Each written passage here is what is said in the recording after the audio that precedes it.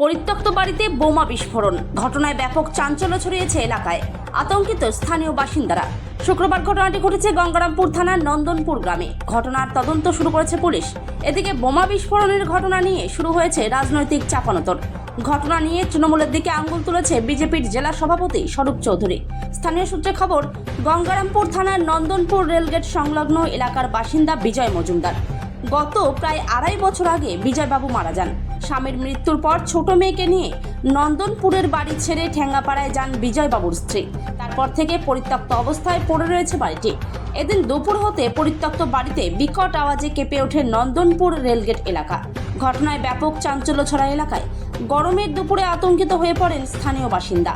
খবর পেয়ে গঙ্গারামপুর মহকুমা পুলিশ আধিকারিক দীপাঞ্জন ভট্টাচার্য, গঙ্গারামপুর থানার আইসি শান্তনু মিত্রের নেতৃত্বে বিশাল পুলিশ বাহিনী ঘটনাস্থলে ছুটে আসে। নামানো হয় রেফ ও কমব্যাট ফোর্স। পরে ঘটনাস্থলে পৌঁছয় বম্ব স্কোয়াডের কর্মীরা। এরপর গোটা বাড়ি ঘিরে শুরু হয় জোর চিরুনি তল্লাশি। পাশাপাশি ঘটনাস্থল থেকে পুলিশ নমুনা সংগ্রহ করে পুলিশ।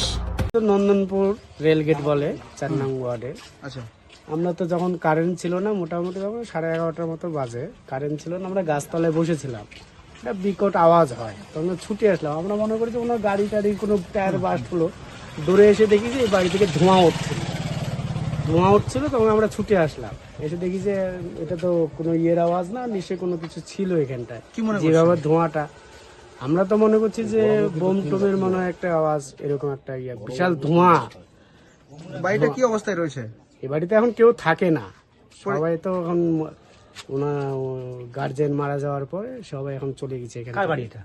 এটা বিজয়ের বাড়ি ছিল, বিজয় মজুমদারের বাড়ি। উনি ক্যান্সারে মারা গেছে।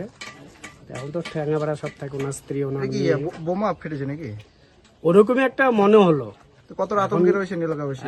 কতটা আতঙ্কে রয়েছেন এই এলাকায়? আতঙ্ক তো থাকবেই। এখন এরপরে আবার কি থাকতে পারে না থাকতে পারে, একটা আতঙ্ক তো মোটামুটি সবার থাকেই না। পুলিশ এসে?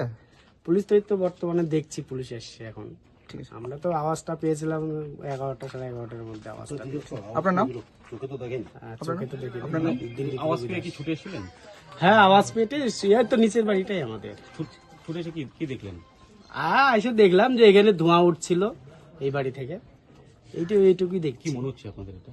এখন যে কি যে এখন কি করে বলবো, বাড়িতে যেহেতু কেউ থাকে না, এখন কি যে এখন কি বৃত্তান্ত নিজের চোখে দেখিনি। বিকট আওয়াজ হয়েছিল, এইটুকু। ঠিক, দাদা আপনার নামটা একটু? দিলীপ দাস।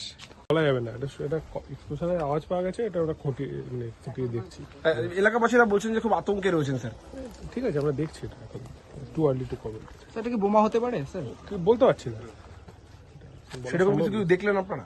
এখন দেখে এটা মানে বিডিএস কে খবর দিয়েছি, ওরা এসে ডিটেলস, ওরা এক্সপার্ট, ওরা এসে বলবে, আমরা এটা বলতে পারবো না। Thank you sir. এখন আমরা যেটা জানতে পারলাম, নন্দনপুর এলাকায় কোনো একটা ক্লাবে এরকম বোমা ফেটেছে, এটা শুনতে পাচ্ছি। হতাহত হয়েছে কিনা সেটা প্রশাসন বা এরাই বলতে পারবে। পুরো বিষয়টা আমরা খোঁজ করে নিয়ে দেখছি। তো তৃণমূলের সেই ক্লাবে ঘটনাটা ঘটেছে, সম্ভবত দুই পক্ষের গোষ্ঠীদ্বন্দ্ব, তাদের ভাগাভাগি নিয়ে গণ্ডগোল। আপনাদের তো জানেনই, কালকেও আমরা শুনেছি জেলাতে তৃণমূলের দুই গোষ্ঠীর মধ্যে একটা বিক্ষোভের পরিস্থিতি হয়েছে। এইভাবে তৃণমূল এবং প্রশাসন মিলিতভাবে গঙ্গারামপুরের পরিবেশ খারাপ করার চেষ্টা করছে, মানুষকে ভীত প্রদর্শনের একটা পরিস্থিতি তৈরি করছে। অবিলম্বে এই গঙ্গারামপুর থেকে এই রকম সমাজ বিরোধীদের গ্রেপ্তার করা উচিত।